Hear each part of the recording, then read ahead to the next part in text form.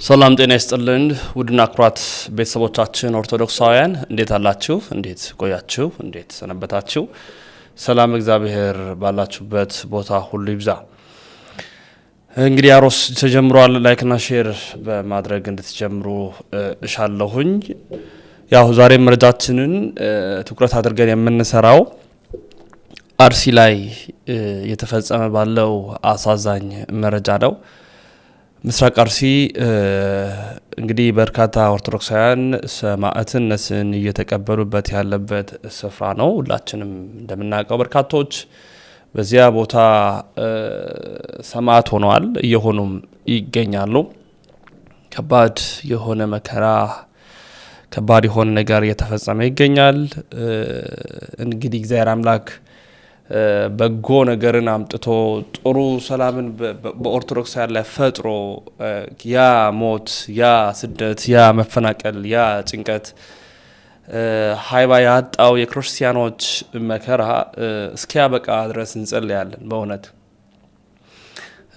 አባቶቻችን ምን ነው ዝም አሉ ለምን አይናገሩም የሚሉ ተደጋጋሚ የሆኑ ጮቶችን ስንጮህ እንደነበር ሁላችንም እናውቃለን ሁላችንም ድምጻችንን ስናሰማ ነበረ የተለያዩ አባቶች ተናግረዋል ብፁዕ አቡነ ገሪማ ብፁዕ አቡነ ይስሐቅ ብፁዕ አቡነ ቀውስጦስ ብፁዕ አቡነ ናትናኤል ብፁዕ አቡነ ሄኖክ የተለያዩ አባቶች ባገኙት አጋጣሚ ሁሉ ለአርሲ ላይ የተፈጸመ ላለው መከራ የደረሰ ላለው ጉዳት ድምጽ ሆነዋል ይሆኑም ይገኛሉ በትናንትናው ዕለት በተለይ ደግሞ በቸሩ መድኃኔዓለም ዕለት ብፁዕ አቡነ ናትናኤል የተናገሩት ንግግር በጣም ብዙዎቻችን ውስጥ የገባ መልእክት ነው እናንተም በእኛ ፈረዳችሁብን እናንተም ወቀሳችሁን እውነት አላችሁ ግን ለማን ነው የምንነግረው ይሄንን ማን ነው የሚሰማን ይሄንን ማን ነው የሚያስቆመው ይሄንን ተለማመር ነው እኮ ስንቶቻችን ስናልቅ ነው የሚቆመው ይብቃ ህዝባችን እረፍት ይፈልጋል ሞት ሰለቸን በቃን ደም መፍሰስ ሰለቸን ይበቃናል ምድሪቷ እረፍት ያስፈልጋታል ህዝቡ እረፍት ያስፈልገዋል ስለኛ ደም ፈሰሰኮ በርሱ ቁስል ተፈወስንኮ ሌላ ደም አያስፈልግም መከራችን እንዲያበቃ ጸልዩ ብሏል ብፁዕ አቡነ ናትናኤል ሊቀ ጳጳስ ሞቱ ምር የሚያረግ ሞት ነው ስቅቅ የሚያረግ መከራ ነው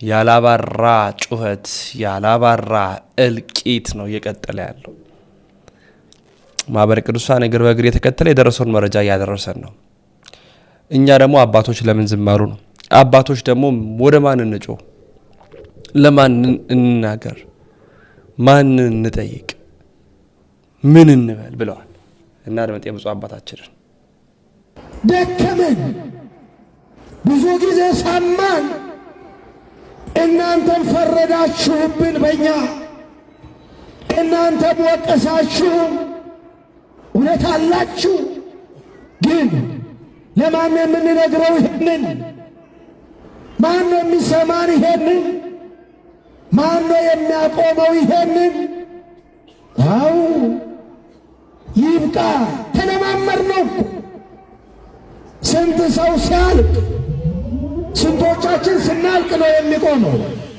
ቢበቃ ህዝባችን እረፍት ይፈልጋል ሰላም ይፈልጋል ነፃነት ይፈልጋል ሞት ሰለቸን በቃን ደም መፍሰስ ሰለቸን ይበቃናል ሀገሪቷ እረፍት ያስፈልጋታል ህዝቡ እረፍት ያስፈልገዋል ስለኛ ደም ፈሰሰኮ በሱ ቁስልኛ ተፈወስንኮ ሌላ ደም አያስፈልግም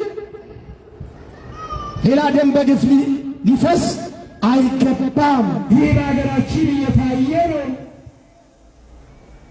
መቼ ነው የሚቆመው ነፃነት እንፈልጋለን የሰው ልጆች ደም በከንቱ መፍሰስ መቆም አለበት።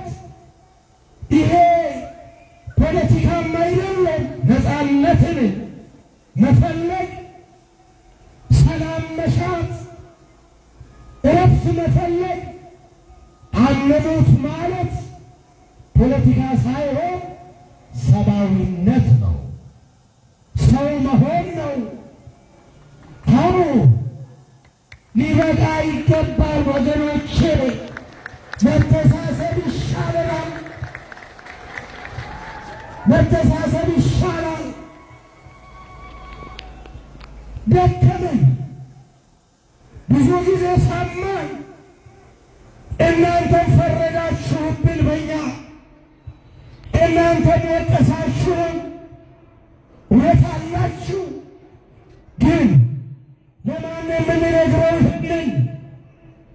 ማን ነው የሚሰማን ይሄንን? ማን ነው የሚያቆመው ይሄንን? ይብቃ።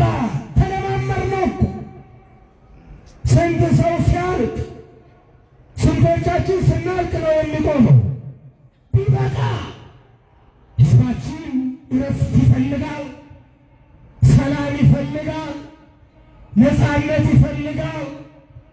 ሞት ሰለቸን፣ በቃን። ደም መፍሰስ ሰለቸን፣ ይበቃናል። ሀገሪቷ እረፍት ያስፈልጋታል። ሕዝቡ እረፍት ያስፈልገዋል። ስለኛ ደም ፈሰሰ እኮ፣ በሱቁ ስለኛ ተፈወስን እኮ። ሌላ ደም አያስፈልግም። ሌላ ደም በግፍ ሊፈስ አይገባም። አው ይሄ ወገኖቼ እንዲህ አይነት እኩይ ተግባር፣ እንዲህ አይነት ኢሰብአዊ ድርጊት ታሪክ ይቅር የማይለው ተተኪ ትውልድም ዋጋ የሚያስከፍል ተገቢ ያልሆነ እግዚአብሔር የማይወደው ሰውም የማይፈልገው ኢሰብአዊ ድርጊት፣ የሰው ልጅ ደም በከንቱ ማፍሰስ፣ ይሄ እኩይ ተግባር በማንም ዘንድ የተወገዘ ነው፣ የተጠላ ነው። ክርስቲያኖች ክርስትና መከራ፣ ክርስትና ያጠብቃታል። በመከራ እንጠነክራለን፣ በመከራ እንበዛለን፣ በመከራ አንቀነስም። አዎ ይሄ በሀገራችን ምእመናን እግዚአብሔር እንዲሰማን፣ መከራችን እንዲበቃ፣ መገዳደላችን እንዲያቆም፣ የሰው ልጆች ደም በከንቱ መፍሰስ እንዲያበቃ ጸልዩ፣ እግዚአብሔር እንዲሰማ። አዎ ሊቃውንቱ ይጸልያሉ፣ ካህናት ይጸልያሉ፣ ምእመናን ይጸልያሉ። እግዚአብሔር ስለምን ዘገየ? ስለምን አይሰማን? በደላችን በዛ።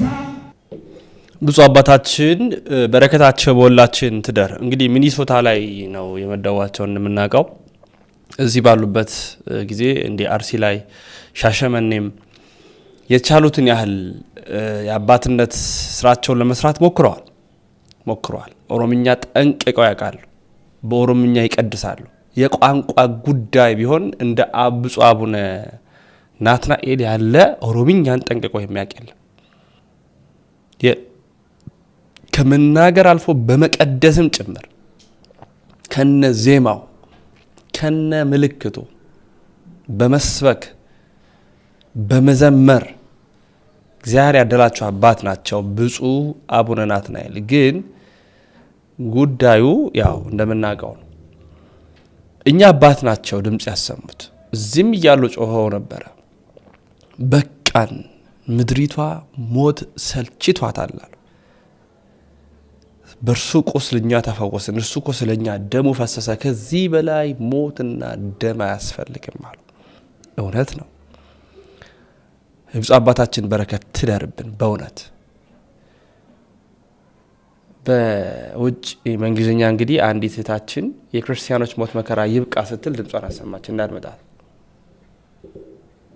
Why is no one talking about what's going on in Ethiopia right now? Did you hear about what happened to the Orthodox Church?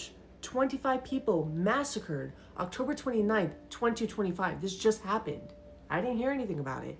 Let's talk about it. It says, a majority of the victims were Christians, apparently shot dead or fatally stabbed by unknown gunmen. This is reported by the church's public relations department, disclosed on Wednesday.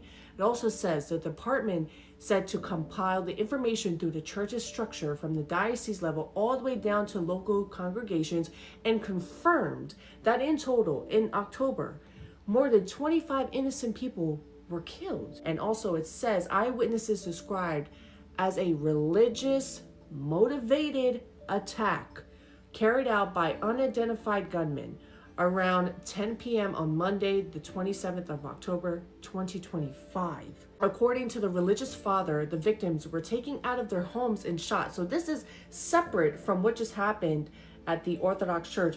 He's saying that this has been happening since 2021. People, Christians, are being targeted in Ethiopia, being dragged out of their homes, and saying that such attacks in this area began in 2021 and have since escalated. And this needs to be talked about more. We need justice for the Orthodox Church. We need justice for Ethiopia. We need justice for the Christians. I just don't understand why this is not talked about enough. Yes, we brought attention to Nigeria, but let's keep going. Let's talk about Ethiopia. Let's talk about the Congo. Let's talk about Syria. Let's talk about Iran. Let's talk about all these countries who are targeting Christians. በጣም ደስ የሚያሰኝ ሀሳብ ነው። ማለት እኛ ላይ ነው ዋና ታርጌታቸው ክርስቲያን ነው። ተመልከቱ ብላለች። በቃ ኢራንን እነ ሶሪያን የነበሩትን በቃ ኮንጎ አስቀድመው የነበሩ የአፍሪካ ሀገራት አብዛኛዎቹን ብንመለከት ሲሪያን ብንመለከት ኦርቶዶክስ የነበሩ ሀገራት ናቸው። ክርስቲያን ላይ ትኩረት የተደረገ ጥቃት በመድረሱ ክርስትና የጠፋ የመጣው እና ያ ልምምድ ነው ወደኛ የመጣ ያለው። አርሲ አንዷ መጀመሪያ ሀገር ሆነች እንጂ ቢመቻች ከዛ በላይ ሌሎችንም ለማጥቃት ይሞክራሉ ብዬ አስባለሁ። የተለያዩ ቪዲዮችን ላስደምጣችሁና ልመለስ።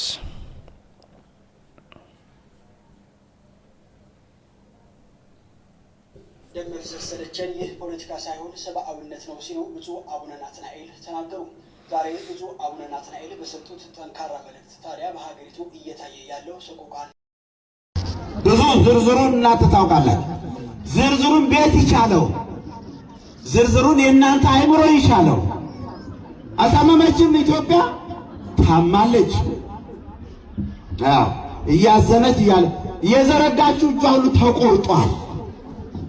ተቆርጧል እኮ ምንድነው መፈክራችን? ኢትዮጵያ እጆቿን ወደ እግዚአብሔር ትዘረጋለች። ተቆርጧል። የለም ያ ምልክቱ መቆረጡ ምንድነው?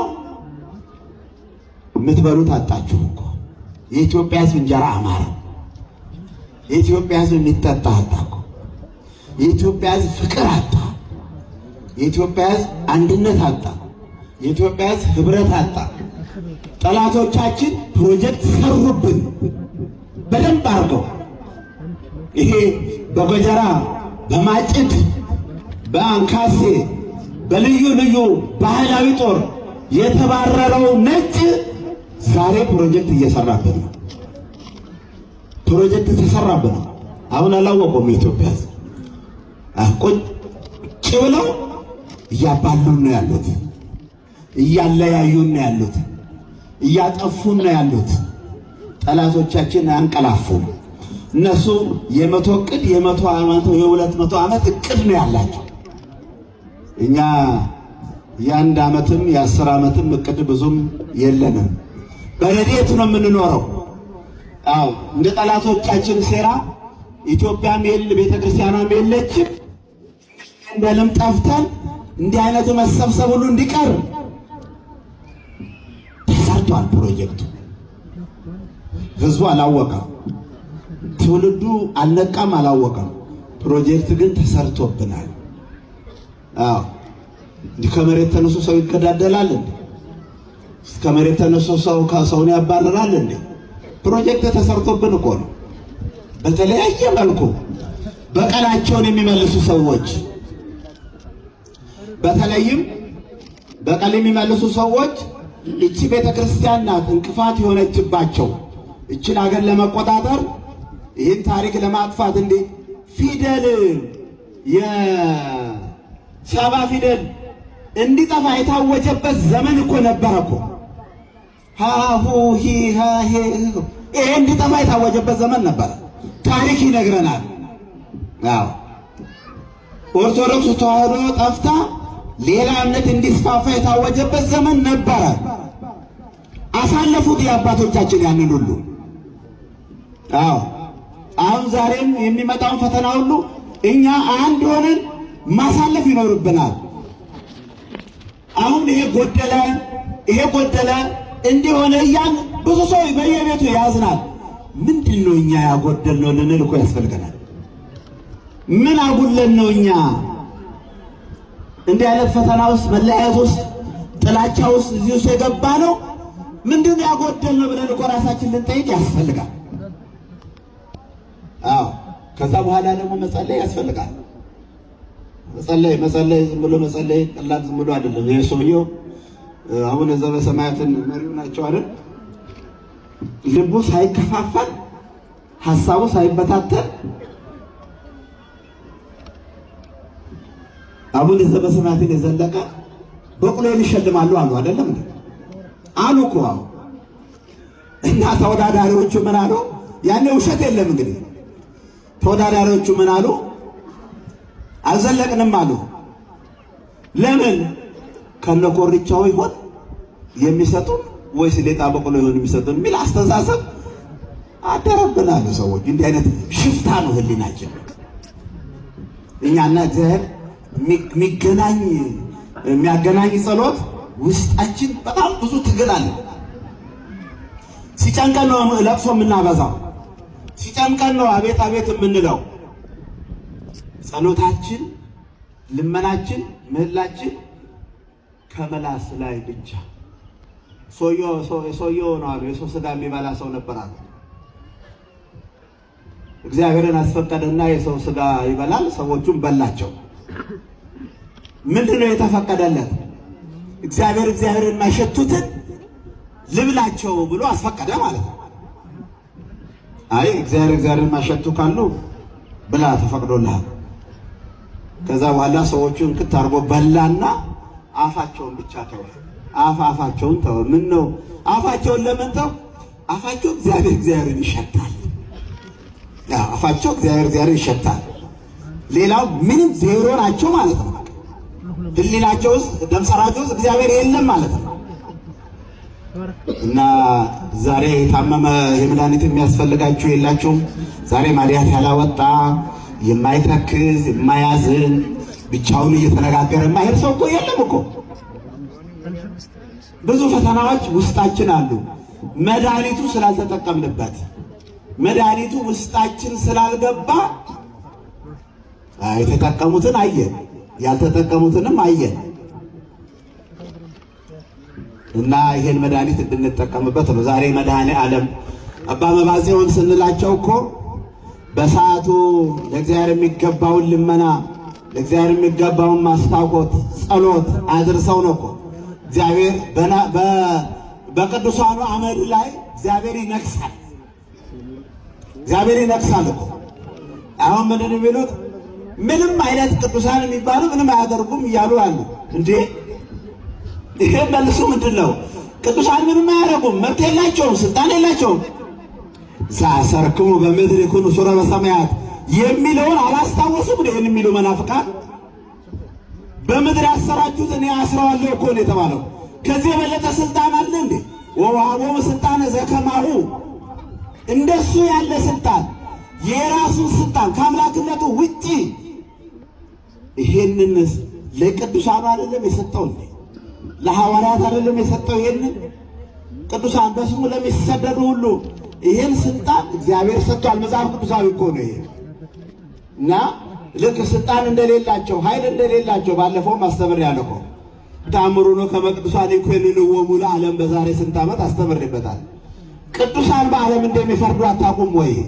ፈራጅ እግዚአብሔር ነው። ግን ቅዱሳኑ በዓለም ይፈርዳሉ ተባሉ እና አባ መባጽዮንን የምናከብራቸው እግዚአብሔር ስለነገሰባቸው ነው። በሕይወታቸው ላይ እግዚአብሔር ነግሶ የነኩት ሁሉ የተባረከ፣ የሚናገሩት ቃል ሁሉ ሕያው፣ ስራቸው ሁሉ የተቀደሰ። አዎ እግዚአብሔር ይሰራው የነበረውን ሁሉ ከኔ የበለጠ ትሰራላችሁ ባለው መሰረት አባታችን ጻድቁ ዛሬ ቃል ኪዳን የተቀበሉበት መድኃኔዓለም ክርስቶስ ስቅለቱን የምናከብርበት ነውና በዚህ መድኃኒት እንድንጠቀም እኛ ልባችን ታሟል፣ ውስጣችን ታሟል፣ ሕይወታችን ታሟል፣ ሀገራችን ታማለች። ብዙ ፈተናዎች፣ ብዙ ችግሮች በላያችን ላይ እየተመላለሱ ስለሆነ መድኃኔዓለም በስም ብቻ አይደለም መጥራት፣ በውስጣችን መድኃኔዓለም እንድንል ነው። ውስጣችን መድኃኔዓለም እንዲል እንደዚህ እንደተጠቀሙት እንደ ዳኑ ሰዎች መድኃኔዓለም እንድንል ነውና ጥሩ በዓል ነው ያከበርነው። ብፁዕ አባታችን ከእናንተ ጋር እንደውል በማድረጋቸው እጅግ አባታችንን ደጋግሜ ያመሰግናለሁ። ብዙ ልማት ያለሙ አባታችን ናቸው። ምናኔያቸው የተወዳጁ ቤተሰቦቻችን የዛሬ መረጃዎቻችን ይህን ይመስላሉ። መረጃው ለመላው ዓለም እንዲዳረስ ላይክ እና ሼር በማድረግ ትብብር አጋርነታችሁን በማሳየት ከጎናችን ቆሙ።